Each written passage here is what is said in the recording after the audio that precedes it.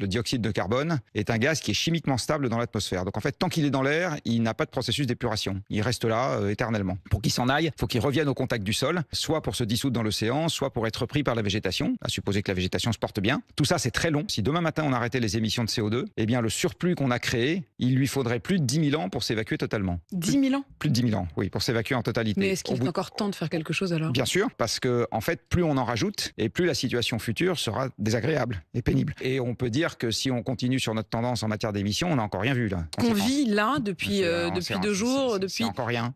C'est encore rien. Non. À 2 degrés de réchauffement climatique, qui est l'objectif haut de l'accord de Paris, la totalité des coraux tropicaux ou la quasi-totalité des coraux tropicaux seront morts. Entre 30 et 50% de la forêt française sera morte. Les canicules, c'est pas juste un problème de température, c'est un problème d'eau aussi. Dans un monde qui se dessèche, dans un monde qui perd ses forêts, dans un monde qui a moins de cours d'eau navigables, etc., on va avoir beaucoup d'autres problèmes que la clim. Et notamment le fait tout simplement de pouvoir récolter. Bah oui, je vous rappelle quand même que les civilisations se sont installées là où ça poussait. C'est pas un hasard que les civilisations se soient installées plutôt dans le bassin parisien qu'au milieu du Sahara. C'est tout simplement parce que nous sommes dépendants de l'agriculture, on a quand même tendance à l'oublier. Il y a maintenant eu plusieurs fois en France des accidents climatiques, entre guillemets. Par exemple, un épisode de gel tardif, ça peut être la grêle. Il se trouve que la taille des grêlons a tendance à augmenter avec le réchauffement climatique. Les orages ont tendance à s'intensifier, tout simplement parce qu'un orage est d'autant plus violent qu'il fait chaud au sol. Et puis, bien évidemment, les sécheresses prolongées, c'est très mauvais pour la végétation. Et on sait, le Haut Commissariat au Plan vient de sortir un travail là-dessus, que la disponibilité en eau en France va baisser